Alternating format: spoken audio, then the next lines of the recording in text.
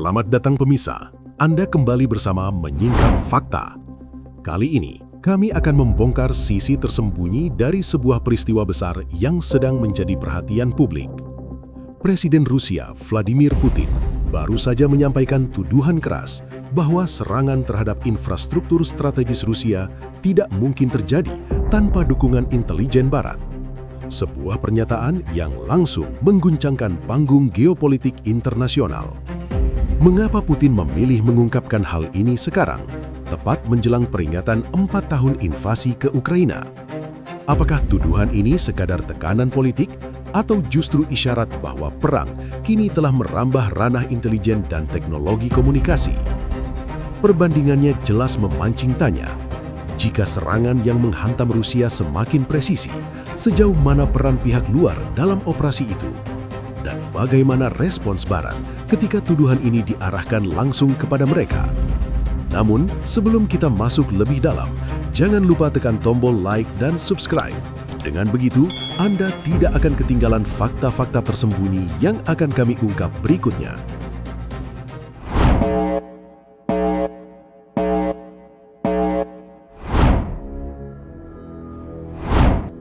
Pada tanggal 24 Februari 2026, udara politik di Moskow dipenuhi ketegangan ketika Presiden Rusia Vladimir Putin berdiri di podium utama di depan para pejabat tinggi Dinas Keamanan Federal (FSB). Sorotan kamera dari berbagai media nasional diarahkan padanya. Suasana ruang itu terasa lebih berat dari biasanya, seolah pidato yang akan disampaikan bukan sekadar peringatan 4 tahun invasi ke Ukraina, tetapi sinyal baru mengenai arah konflik yang terus berkembang. Dengan suara tenang namun tegas, Putin meminta aparat keamanan memperketat perlindungan terhadap infrastruktur energi dan transportasi Rusia.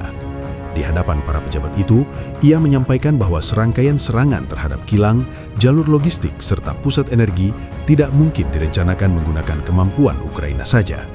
Ucapan tersebut bukan disampaikan dalam konteks emosional, melainkan sebagai penegasan bahwa pola serangan terbaru tampak lebih presisi dibanding serangan-serangan sebelumnya. Putin menyebut bahwa kemampuan penargetan itu hanya bisa dicapai dengan bantuan pihak eksternal yang memberikan data lokasi strategis serta kelemahan sistem pertahanan Rusia. Publik yang menonton siaran langsung dari televisi domestik segera menyadari bahwa tuduhan itu mengarah pada keterlibatan intelijen Barat, meski Putin tidak menyebutkan negara tertentu. Dengan membawa isu tersebut ke ruang publik, Putin seolah menempatkan Rusia dalam posisi menghadapi ancaman yang lebih luas dibanding sekadar perang darat melawan Ukraina.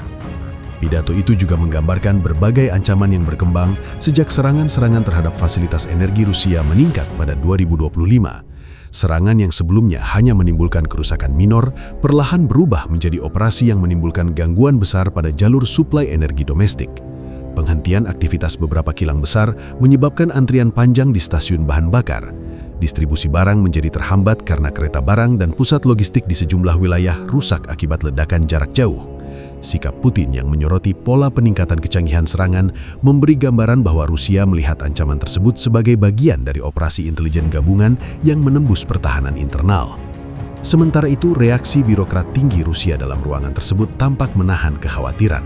Mereka mencatat instruksi Putin untuk melakukan pengawasan ketat pada jalur energi, termasuk pipa-pipa utama yang menjadi tulang punggung ekonomi nasional. Putinnya tidak berhenti pada persoalan infrastruktur fisik. Ia menyinggung ancaman lain yang berkembang dalam beberapa bulan terakhir, yaitu infiltrasi data dan penggunaan jaringan komunikasi untuk merencanakan serangan lintas wilayah. Tanpa menyebut platform tertentu, Putin menekankan perlunya memutus saluran informasi yang menurutnya menjadi jalur koordinasi antara kelompok-kelompok yang ingin melemahkan stabilitas Rusia. Siaran pidato itu segera menjadi berita utama di berbagai kanal televisi dan situs berita Rusia. Para analis di studio mengulas pernyataan Putin dengan nada serius. Ada yang menilai bahwa Rusia bersiap memasuki fase baru dari konflik, fase yang tidak lagi hanya ditentukan oleh kekuatan militer, melainkan kemampuan bertahan dari serangan tersembunyi yang menyasar pusat-pusat vital negara. Media internasional mulai menyoroti reaksi itu dan mempertanyakan implikasinya pada dinamika regional. Narasi yang dibangun Putin menunjukkan arah baru dalam konflik, yaitu penekanan pada peran pihak asing dalam operasi Ukraina. Pidato itu berakhir dengan perintah tegas kepada FSB untuk meningkatkan kesiagaan menghadapi ancaman yang berkembang.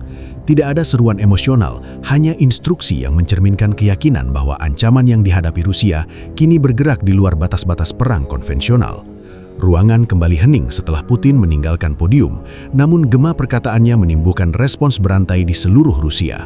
Narasi yang ia bangun menandai sebuah babak baru dalam konflik yang semakin kompleks. Satu babak yang menempatkan intelijen Barat sebagai aktor yang disebut memiliki peran penting dalam intensitas serangan yang terjadi sepanjang tahun-tahun terakhir. Pada hari yang sama, tanggal 24 Februari 2026, ketika publik Rusia masih membicarakan pidato Presiden Vladimir Putin, sebuah laporan panjang dari surat kabar pemerintah Rusia, Rossiyskaya Gazeta, memicu gelombang diskusi baru. Laporan itu mengungkap bahwa Dinas Keamanan Federal (FSB) sedang melakukan penyelidikan resmi terhadap Pavel Durov, pendiri aplikasi pesan Telegram. Tuduhan yang diumumkan tidak disampaikan dengan nada samar, melainkan digambarkan sebagai dugaan keterlibatan Telegram dalam aktivitas terorisme melalui pembiaran penggunaan platform tersebut oleh kelompok-kelompok yang dianggap mengancam keamanan negara. Keputusan FSB melakukan penyelidikan muncul setelah serangkaian insiden digital yang menyoroti bagaimana kelompok yang beroperasi dari luar Rusia menggunakan Telegram untuk merancang dan menyebarkan instruksi tindakan sabotase. Pemerintah menilai bahwa pola penyebaran informasi dalam sejumlah kasus memiliki keterkaitan dengan operasi intelijen Barat dan jaringan yang bekerja sama dengan Ukraina. Artikel Rossiyskaya Gazeta menyebut bahwa Telegram telah menjadi alat yang dimanfaatkan musuh negara untuk memfasilitasi koordinasi yang tidak dapat dilacak menggunakan metode pengawasan tradisional. Dalam beberapa bulan menjelang pengumuman penyelidikan itu, pemerintah Rusia sudah mulai memperketat kontrol terhadap ruang digital domestik. Berbagai warganet melaporkan gangguan pada layanan VPN dan penurunan kualitas panggilan suara serta video melalui Telegram. Pemerintah menyatakan bahwa tindakan itu dilakukan sebagai bagian dari penegakan keamanan nasional. Di saat yang bersamaan, Rusia mulai mendorong penggunaan aplikasi baru bernama Max, layanan pesan buatan negara yang diklaim menawarkan keamanan lebih baik melalui sistem verifikasi yang ketat. Para analis teknologi melihat langkah itu sebagai upaya strategis untuk mengalihkan arus komunikasi masyarakat ke platform yang lebih mudah diawasi. Pavel Durov yang telah meninggalkan Rusia sejak 2014 memberikan tanggapannya melalui kanal resmi Telegram. Pada tanggal 11 Februari 2026, ia menegaskan bahwa tuduhan tersebut tidak memiliki dasar kuat dan menyatakan bahwa Telegram tidak pernah bekerja sama dengan badan intelijen manapun. Ia menyinggung soal tekanan yang meningkat terhadap platform digital independen di berbagai wilayah dunia, termasuk Rusia. Pernyataannya memicu reaksi beragam dari publik internasional. Sebagian menilai langkah Rusia sebagai bentuk kontrol negara yang semakin dominan terhadap ruang digital, sementara sebagian lain memandang bahwa dalam situasi konflik skala besar, tindakan ekstrim semacam itu menjadi tidak terhindarkan. Para peneliti keamanan siber turut menyoroti momen ini sebagai titik penting dalam sejarah perang modern. Pada tanggal 14 Januari 2026, sebuah studi internasional memaparkan bagaimana Telegram menjadi arena perebutan informasi oleh berbagai pihak, mulai dari jaringan yang berafiliasi pada Rusia hingga kelompok yang mendukung Ukraina. Studi itu menunjukkan bahwa platform digital kini tidak hanya menjadi sarana komunikasi, tetapi juga ruang untuk mengatur operasi yang mempengaruhi dinamika perang fisik di lapangan. Namun laporan tersebut juga menekankan bahwa pola jaringan yang terbentuk sangat kompleks, sehingga sulit menuduh satu pihak sebagai pengendali tunggal. Perkembangan itu menunjukkan bahwa konflik di Eropa Timur tidak lagi terbatas pada serangan darat dan udara. Ruang digital menjadi arena pertarungan yang tidak kasat mata, tetapi memiliki dampak nyata terhadap keberlangsungan suatu negara. Pengumuman penyelidikan terhadap Durov menegaskan bahwa Rusia melihat ancaman digital sebagai bagian dari strategi besar yang menggabungkan serangan fisik dan informasi. Narasi yang berkembang hari itu memperlihatkan bagaimana teknologi modern dapat memperluas skala konflik hingga melampaui batas geografis. Dengan dinamika yang terus bergeser, medan digital berubah menjadi komponen penting yang tidak dapat dipisahkan dari skenario geopolitik yang berkembang.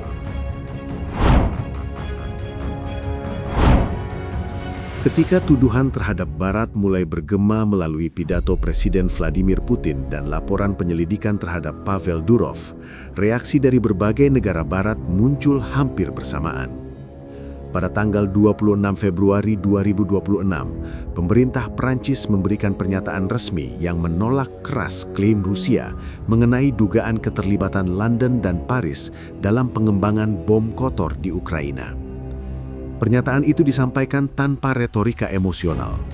Pemerintah Prancis menyebut tuduhan tersebut sebagai informasi tidak berdasar yang dinilai muncul dari upaya Rusia mengubah fokus publik internasional.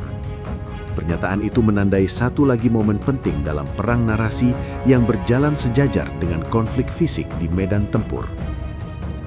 Selain Prancis, sejumlah pejabat dari negara-negara anggota NATO turut mengeluarkan pernyataan yang konsisten. Mereka menilai bahwa Rusia sedang menggunakan jalur informasi publik untuk menekankan gagasan bahwa Barat memainkan peran agresif dalam konflik. Namun, negara-negara Barat menegaskan bahwa dukungan mereka kepada Ukraina berada dalam jalur kerjasama resmi yang berfokus pada penguatan pertahanan. Pernyataan tersebut kembali membawa perdebatan mengenai batas antara dukungan yang sah dan tindakan yang dapat dianggap sebagai intervensi langsung dalam konflik. Di sisi lain, berbagai laporan independen dari media internasional menunjukkan gambaran yang lebih kompleks dibanding pernyataan resmi kedua pihak.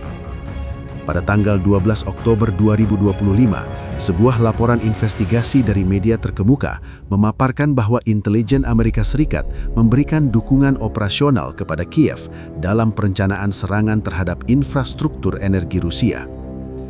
Data yang diberikan berhubungan dengan rute aman dan titik navigasi yang membantu mengurangi resiko serangan gagal. Laporan itu tidak menyebutkan adanya perintah langsung untuk menyerang wilayah Rusia, namun menegaskan bahwa dukungan teknis tersebut berperan memperkuat kapasitas Ukraina melakukan serangan jarak jauh. Kontradiksi inilah yang kemudian menjadi pusat perhatian para analis geopolitik. Di satu sisi, pernyataan resmi negara-negara Barat menegaskan bahwa mereka tidak mendorong serangan ke wilayah Rusia. Namun di sisi lain, laporan investigatif menunjukkan adanya kedekatan kerjasama yang berdampak langsung pada operasi Ukraina. Hal ini menimbulkan gambaran bahwa perang sedang bergerak dalam dua ruang yang berbeda. Ruang pertama adalah ruang diplomasi terbuka, di mana setiap negara menyampaikan sikap resminya. Ruang kedua adalah ruang operasi non-publik, tempat strategi dan dukungan teknis diberlakukan untuk mencapai hasil taktis. Pada tanggal 17 Februari 2026, perundingan damai yang dimediasi Amerika Serikat berlangsung di Jenewa. Pertemuan itu tidak menghasilkan perubahan signifikan, tetapi menjadi latar penting bagi munculnya pidato Putin beberapa hari kemudian. Situasi itu memperlihatkan bahwa ketegangan geopolitik terus meningkat di tengah upaya diplomasi yang berjalan lambat. Dalam perspektif para pengamat, tuduhan Putin tidak hanya ditujukan untuk membangun pemahaman baru tentang siapa yang menjadi lawan Rusia dalam konflik, tetapi juga untuk memperkuat legitimasi kebijakan internal Rusia yang semakin ketat, terutama dalam pengawasan ruang digital. Perkembangan ini menunjukkan betapa kaburnya batas antara perang fisik, operasi intelijen, dan perang informasi. Serangan terhadap infrastruktur energi, penyelidikan terhadap platform digital, serta tuduhan terhadap negara-negara Barat membentuk pola besar yang menggambarkan perang modern tidak lagi bergantung pada senjata konvensional semata. Dinamika itu menampilkan sebuah lanskap geopolitik yang terus berubah, di mana saluran informasi, teknologi komunikasi, dan dukungan operasional tersembunyi menjadi komponen strategis yang mempengaruhi jalannya konflik. Dalam ketegangan yang terus meningkat, setiap langkah dari kedua sisi membawa implikasi besar terhadap arah konflik secara menyeluruh. Perjalanan narasi ini memperlihatkan bagaimana sebuah konflik dapat melebar ke banyak lini sekaligus, mulai dari serangan fisik hingga pertarungan informasi yang membentuk persepsi publik internasional. Setiap pernyataan pemimpin negara, setiap laporan investigasi, dan setiap langkah yang diambil di ruang digital memberi gambaran bahwa perang modern tidak lagi memiliki batas yang jelas. Ketegangan yang berlangsung tidak hanya menentukan arah hubungan antara negara-negara besar, tetapi juga menegaskan bahwa dinamika global dapat berubah melalui keputusan yang tampak kecil, namun memiliki dampak luas pada stabilitas dunia. Demikian rangkaian fakta yang berhasil kami singkap hari ini. Jangan lupa subscribe ke channel Menyingkap Fakta dan aktifkan lonceng notifikasi agar Anda tidak ketinggalan pengungkapan fakta-fakta penting lainnya. Menyingkap Fakta, mengungkap kebenaran di balik setiap peristiwa. Sampai jumpa pada fakta berikutnya.